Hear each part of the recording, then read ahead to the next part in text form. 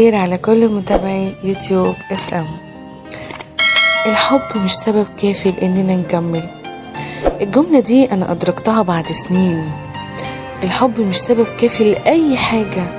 يا فرحتي لما تكون بتحبني بس مش فاهمني، بتحبني بس مش عارف تخليني أبقى مبسوطة، بتحبني بس مش عارف تكتفي بيا، بتحبني وبيننا مشاكل ملهاش حل.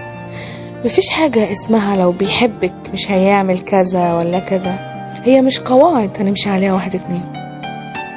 أكتر ناس ممكن تقرفك في عيشتك هما اللي بتحبهم وبيحبوك. الحب ونقطة مش كفاية. التفاهم أهم من الحب، الأمان أهم من الحب، الثقة أهم من الحب، إنك تبقى مطمن إنك مش هيتغدر بيك وتتساب مع أول مشكلة أهم بكتير من الحب.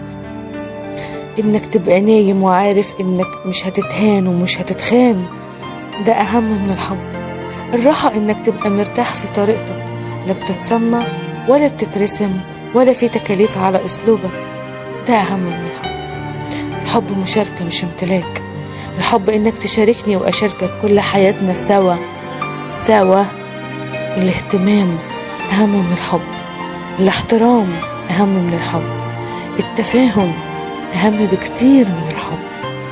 الناس اللي يقدروا يوفروا لنا حياة هادية وفيها تفاهم وأمان وراحة هم دول اللي يستاهلوا الحب، وهم دول اللي هنكمل بيهم ومعاهم للآخر.